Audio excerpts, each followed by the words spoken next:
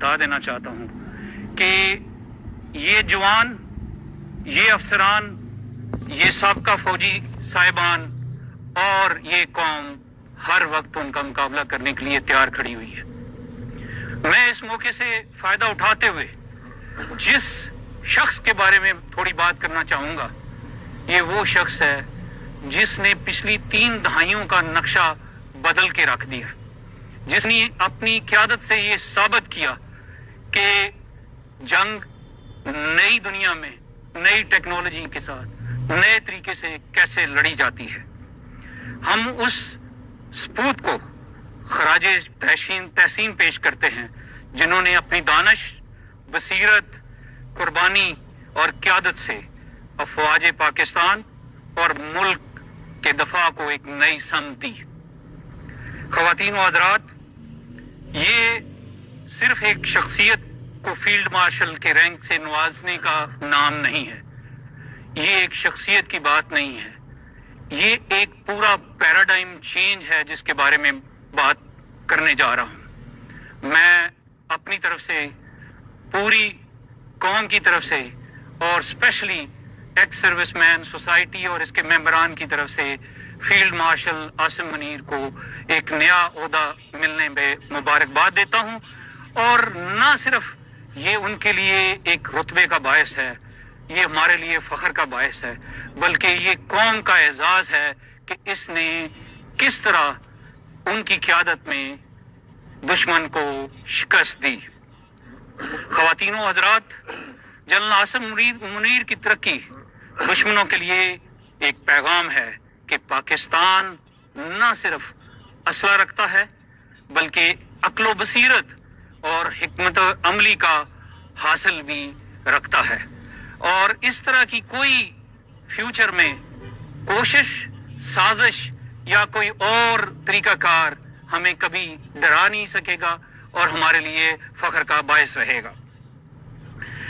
یہ رینک کوئی روایتی اعزاز نہیں ہے۔ تاریخ میں مختلف لوگوں کو یہ رینک اس صورت میں ملا جب انہوں نے اپنی قوم کے لیے سپہ سالار کے طور پہ بہت بڑا کام کیا۔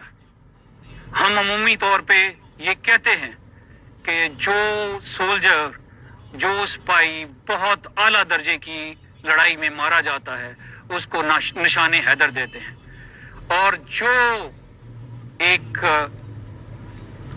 آؤٹ سٹینڈنگ کمانڈر فیلڈ کے اندر ہوتا ہے اس کے لیے فیلڈ مارشل کا رینک دیا جاتا ہے۔ تاریخ میں 3-4 لوگوں میں جن کو میں ہمیشہ ایڈمائر کرتا رہا، جس میں فیلڈ مارشل ایوب، جنرل غائب جنہوں نے ویتنام کی طرف سے امریکہ کو شکست دی، اپنی قوم کو مٹھی میں پرویا اور اپنے سے کئی گنا بڑے دشمن کو شکست دی، وہ، اور آخر پہ آئزن ہار، وہ انہوں نے بھی جنگ میں اپنی قوم کے لیے کام کیا۔ جب میں فیلڈ مارشل عاصم منیر کی شخصیت کو دیکھتا ہوں تو مجھے ان تینوں فیلڈ مارشل کی تمام خوبیاں ان کی شخصیت میں نظر آتی ہیں۔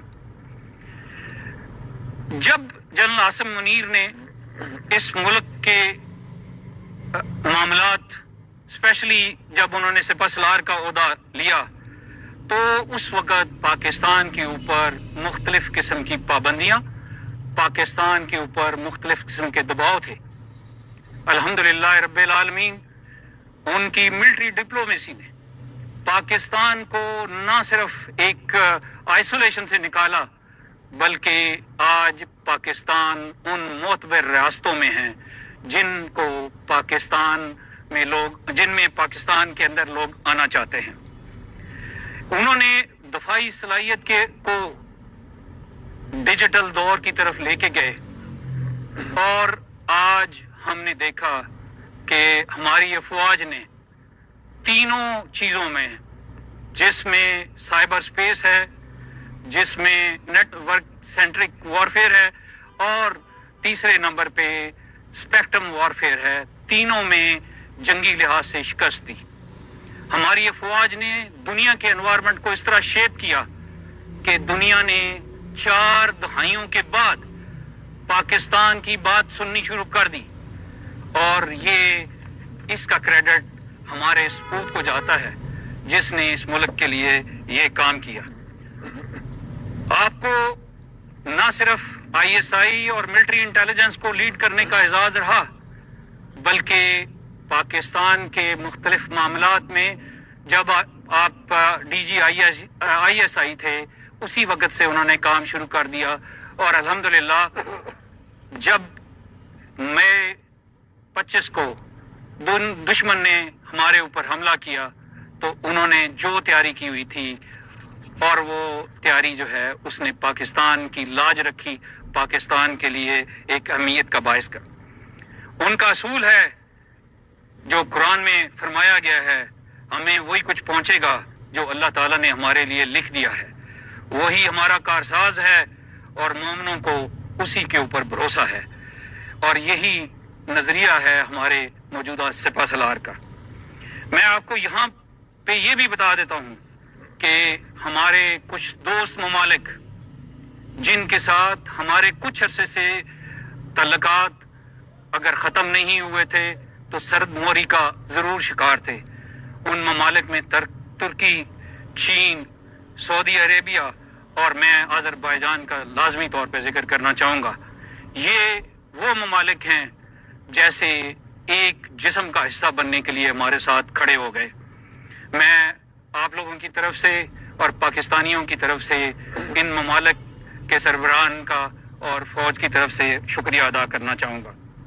میں یہاں پہ یہ بھی بتانا چاہوں گا کہ جنرل عاصم منیر نے دفاعی خود انحصاری کا فروغ دیا، دفاعی ہتھیار سازی اور اسپیشلی ٹیکنالوجی میں ترقی ان کا ہال مارک ہے، اور اسی ٹیکنالوجی نے ہمارے دشمن کو بہتر ہتھیاروں، بہتر ٹیکنالوجی، بڑی فوج ہونے کے باوجود شکست خوردہ کیا۔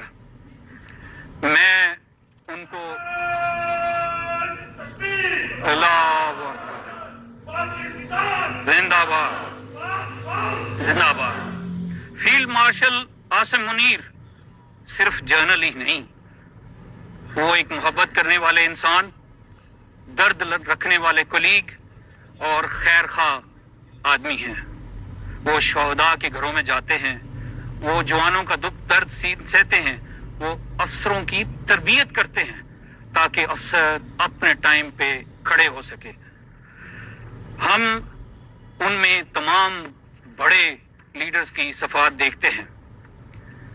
میرے عزیز ہم وطنوں، میں ایک پاکستانی کی حیثیت سے مسلح افواج کو، پاکستان کی عوام کو اور پاکستان کی لیڈرشپ کو، جس میں عمومی طور پہ ہماری تمام لیڈرشپ ہے اور خصوصی طور پہ ہماری ملٹری لیڈرشپ ہے، خراج تحسین پیش کرتا ہوں۔ یہ صرف فوج ہی نہیں، یہ پوری قوم کی نمائندگی ہے جس کی وجہ سے یہ جنگ جیتی گئی۔ اللہ تعالیٰ فیلڈ مارشل عاصم منیر کو صحت، زندگی، استقامت دے، اور ہمارے پیارے وطن کو ان جیسے نڈر محافظوں کے سائے میں قائم رکھے۔ اللہ تعالیٰ کرے کہ آنے والی نسلیں ہمارے ان سپوتوں جنہوں نے اس ملک کے لیے جان دی ہے ان کے نقش قدم پہ چلنے کی توفیق فرمائے۔ فیلڈ مارشل عاصم منیر زندہ باد، افواج پاکستان پائندہ باد، پاکستان زندہ باد۔ میں آپ کا شکر گزار ہوں، اور میں ریکویسٹ کروں گا ایڈمرل سے کہ وہ ایڈمرل تسلیم احمد تسنیم سے ریکویسٹ کروں گا کہ وہ اپنے الفاظ سے ہمیں روشناس کرائیں۔ جنرل صاحب، بسم اللہ الرحمن الرحیم۔ میں اس جنریشن سے ہوں کہ میں جب 25 سال کا تھا تو اٹس اے آنر کہ جو پہلے فیلڈ مارشل تھے میں ان کا اے ڈی سی تھا۔ پھر میں جب 30 سال کا تھا तो 65 वॉर PNS गाजी में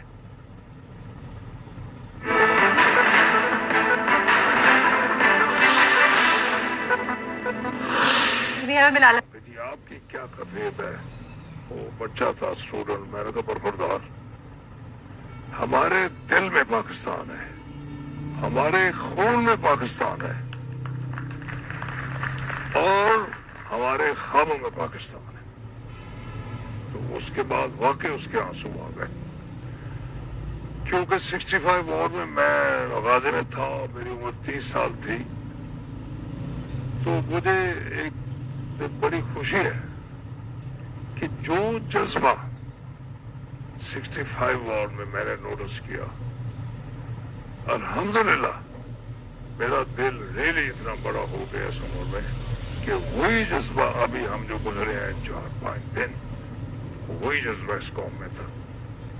बिल्कुल इत्तेफाक, हमारी सीनियर मिलिट्री लीडरशिप में कोऑर्डिनेशन, इत्तेफाक, कंसल्टेशन, ये बिल्कुल ठीक है और मुझे बड़ा फख्र है कि ये ऐसा हुआ। अब मैं साइलेंट सर्वर से हूँ। हमारी एक ट्रेडिशन है कि हम जहाज डुबोने के बाद ही ज्यादा शोर मचाते हैं, लेकिन थोड़ा बहुत जो मैं आपको बताता हूँ कि 71 वॉर में भी मैं हंगुर साबरीन में था। इन्होंने कराची को अटैक उस वक्त किया और इनको अटैक इन्होंने फिर करना था। तो मुख्तरम मैं ये बताऊंगा कि ये हमारी एयर प्लेटफॉर्म डिप्लॉयमेंट नेवी की, सरफेस डिप्लॉयमेंट नेवी की, सब सर्विस डिप्लॉयमेंट नेवी की, क्रीक्स में मरीन की डिप्लॉयमेंट, ये अल्हम्दुलिल्लाह बहुत प्रोफेशनल थी। और इसकी वजह और वजह नहीं है कि उनका फ्लीट जो है वो तकरीबन 300 मील उधर ही रहा, इधर ले आया। ये डिप्लॉयमेंट थी।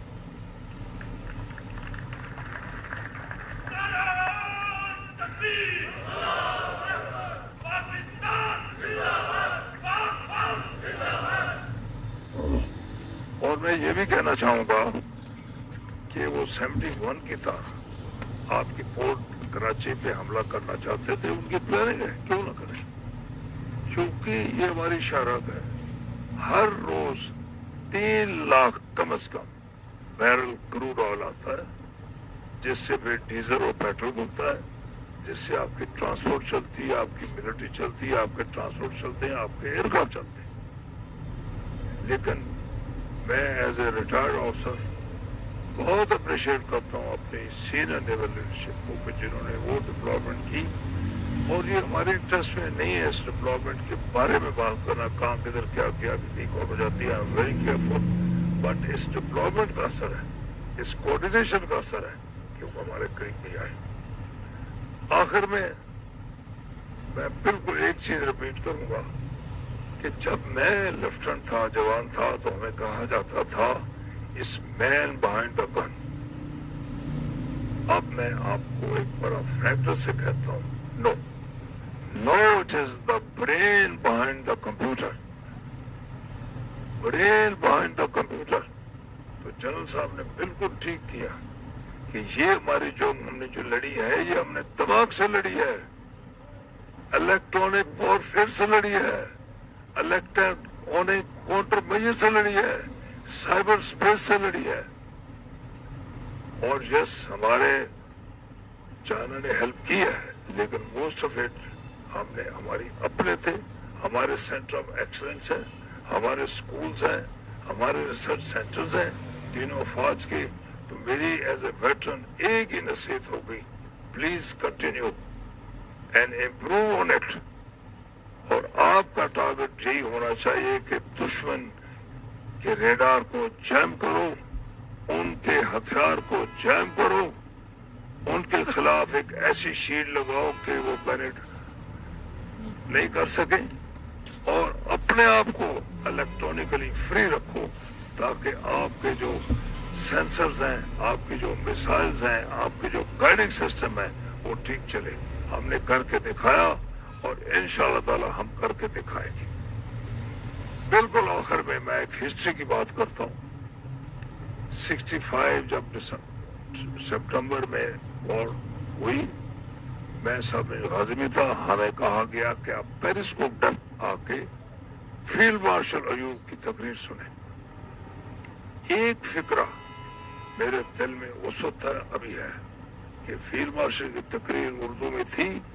انہوں نے کہا کہ دشمن کو نہیں پتا کہ اس نے کس قوم کو للکارا ہے.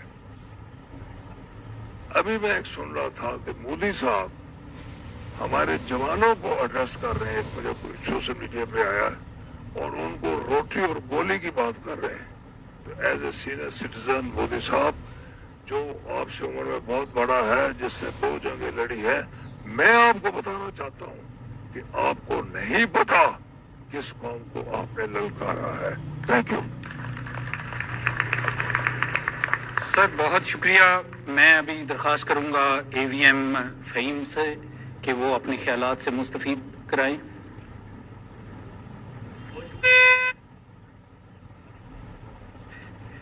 سب سے پہلے تو حاضرین کا شکریہ, خاص کر میڈیا والوں کا شکریہ. اور سب سے پہلے میں میڈیا والوں کو اپریشیٹ کرنا چاہتا ہوں کہ ان کے سچ نے جو انڈیا کے فیس پہ انہوں نے مارا, تو ان کا جو ان کا تھا نیریٹو وہ دفن ہو گیا, اور انڈیا کا میڈیا بھی دفن ہو گیا.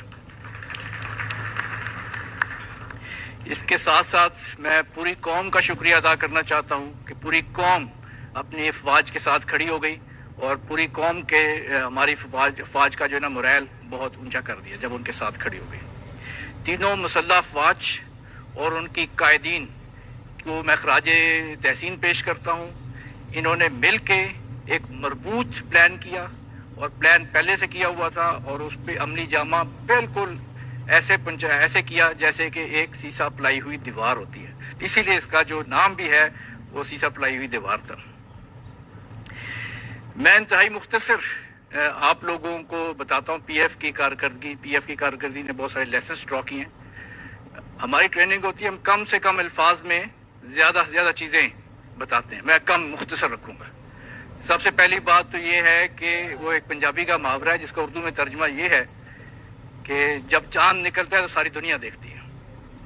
ٹھیک ہے جی. تو ایئر فورس نے جو کیا نہ صرف پاکستان میں دیکھا گیا بلکہ پوری دنیا میں دیکھا گیا, اور پوری دنیا حیران اور ششدر رہ گئی ہے.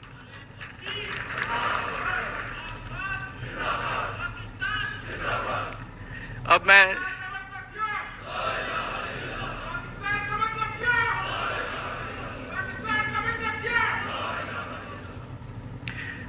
وہاں ایک طرف تو فیلڈ مارشل نے ایک ایسا پلان بنایا. اب میں آپ کو تھوڑا سا ایئر فورس کی طرف بھی لے کے جاتا ہوں کہ ایئر چیف انہوں نے اپنا بستر آپس روم میں لگا لیا. وہ وہیں پہ تھے اور ایک ایک چیز مانیٹر کر رہے تھے. ٹھیک ہے جی. انہوں نے پلان میں جو پہلے شروع میں جو انہوں نے بتایا اپنی ریکوائرمنٹس, باقی جو ڈیٹیلز میں آپ کے ساتھ شیئر نہیں کر سکتا. He said I want Rafale and I want S-400. ٹھیک ہے جی. اس رات کو کیا ہوا, اس رات کو آپ سب کو پتہ ہے, سب میڈیا میں آ چکا ہے, لیکن صرف میں آپ کو یہ بتاتا ہوں کہ وہ جو ہماری کمیونیکیشن تھی وہ اتنی زبردست تھی کہ ایک ہی وقت میں, مطلب آپ کین یو امیجن کہ chief of the staff seeing something and everybody listening. یہ ہوا, چیف آف ایئر اسٹاف نے صرف 2 لفظ کہے تھے. جب انہوں نے پتا چلا کہ میزائل انہوں نے شروع کر دیے ہیں تو انہوں نے کہا کہ شوٹ اینڈ سروائیو, 2 ورڈز. اور اس کے بعد آپ نے دیکھا کہ وہ سیکنڈز میں ان کے جہاز ان کو جو ہے نا تباہ کر دیا گیا. تو اس کے علاوہ جو اس کا جو پی ایف نے جواب دیا ہے, وہ جو ان کے حملے کو ہم نے کیٹر کیا وہیں پہ جواب دے دیا گیا تھا. اور اس کے ساتھ ساتھ جب دوبارہ انہوں نے اٹیک کیا ہے, اور وہ S-400 جو کہ دنیا میں ایک بہت ہی خطرناک چیز سمجھی جاتی تھی, اس کو جا کے مارا ہے. اس کی 2 بیٹریاں تباہ کی ہیں. اور وہ وہاں پہ کہتے ہیں کہ وہ خود جہاز مارنے کے لیے ہے, وہ باقی دنیا کے جہاز مارنے کے لیے ہے, اور اس کو مار دیا گیا. ٹھیک ہے جی. تو رافیل اور وہ ساری کی ساری چیزیں, ان کا جو خواب تھا وہ چلے گئے. ایک چیز جو ہے جو سر نے بھی ذکر کیا, دونوں سپیکرز نے ذکر کیا, اس کو ہم انویزیبل وار کہتے ہیں, الیکٹرانک وارفیئر. اس کا تبھی پتہ چلتا ہے جو جنگ ہوتی ہے. اس سے پہلے جو ان سنگ ہیروز ہوتے ہیں وہ بیٹھے ہوتے ہیں, کہیں نہ کہیں کام کر رہے ہوتے ہیں کمپیوٹرز پہ, جیسے سر نے کہا, اور اس نے جو کام کر دیا وہ اب دنیا حیران ہے. لیکن اس میں جو سب سے امپورٹنٹ چیز جو ہے یہ جو الیکٹرانک وارفیئر ہے یہ آپ کو انڈیجنسلی پروڈیوس کرنی پڑتی ہے, ورنہ اگر آپ کسی باہر کی طاقت سے لیں گے تو وہ بیچ دے گا دشمنوں کے ہاتھ. تو یہ میں آپ کو یقین دلاتا ہوں کہ ہماری اپنی ہیومن ریسورس نے یہ والی کیپیبلٹی ڈیولپ کی, سائبر وارفیئر کی اور الیکٹرانک وارفیئر, اور ابھی تک اس کو سمجھنے میں بہت دیر لگے گی.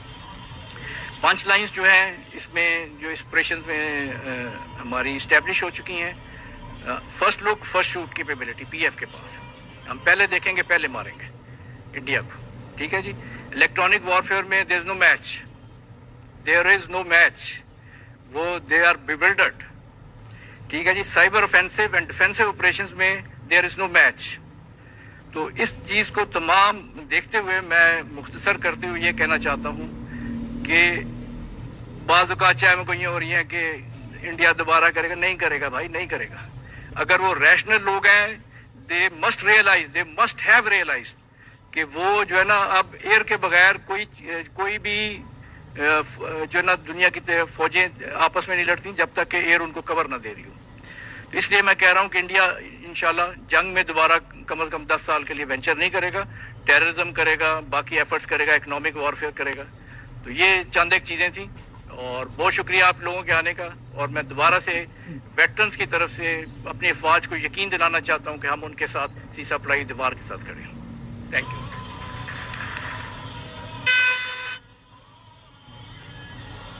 میرے باقی کولیگز کے ساتھ کہ وہ باری باری مختصراً اپنے خیالات کا اظہار کریں, اور ہم سٹارٹ لیں گے ایڈمرل علیم سے. آپ سب کو السلام علیکم. بسم اللہ الرحمن الرحیم, والصلاۃ والسلام علی خاتم النبیین. دیکھیں, میرے سے پہلے 3 اسپیکر نے بڑے تفصیل سے آپ کو حالیہ جو مارکا ہوا ہے اس کے بارے میں بتا دیا ہے. میں چند باتیں کروں گا, اپنے جذبات کا بھی اور اپنے خیالات کا بھی اظہار کرنا چاہوں گا. دیکھیں, ہماری خوش قسمتی ہے کہ اللہ تعالیٰ نے ہمیں وہ دن دکھایا جو ایک انسان خواب کی طرح سوچتا ہے کہ جی جنگ ہو اور اتنی واضح کامیابی ہو. میں کہوں گا یہ فتح مبین تھی جو اللہ تعالیٰ نے ہمیں عطا کی. اور اس میں جو حالیہ قیادت ہے اور اس سے پہلے جو لوگ تھے, کیونکہ دیکھیں ہمارے سے جو پریڈیسیسر تھے جب سے پاکستان بنا ہے, جن لوگوں نے افواج میں آ کے یہ سالڈ فاؤنڈیشن کی اور مسلسل اس چیز پہ کام ہوتا رہا, اور اللہ تعالیٰ نے آج ہمیں یہ دن دکھایا کہ ہم سے کئی گنا بڑا ملک, ہم سے 10 گنا زیادہ ملٹری بجٹ کے ساتھ, اور نہ جانے کس کس کی اس کو ٹیسٹ بھی اور اوپن سپورٹ بھی حاصل تھی, وہ اس بری طرح ناکام ہوا کہ پہلے دن جب اس نے اٹیک کیا اس کے بعد اس کی ایئر فورس فلائی ہی نہیں کر سکی, ہمت ہی نہیں کر سکی. اور ایڈمرل احمد تسنیم نے آپ کو بتایا کہ ان کی جو بیریہ تھی, الحمدللہ ہماری بیریہ کی جو جارحانہ اور دفاعی حکمت عملی تمام ڈائمنشن میں, آپ کو پتہ ہے کہ نیوی جو ہے وہ سب میرین بھی آپریٹ کرتی ہے, سب سرفیس پہ بھی ہوتی ہے. ہمارے نیول ایویشن کے کافی اسکواڈرن ہے, اور ساتھ ساتھ ہمارا جو چوتھا ڈائمنشن ہے نیوی کا وہ پاکستان میرین ہے. تو ان سب کی جو ڈپلائمنٹ تھی, ان کی جو حکمت عملی تھی, اس میں دفاعی حکمت عملی بھی شامل تھی اور جارحانہ حکمت عملی بھی شامل تھی کہ دشمن کو کوئی موقع نہیں مل سکا کہ ہماری وہ سمندری حدود کو یا ہمارے جو سمندری مفادات ہیں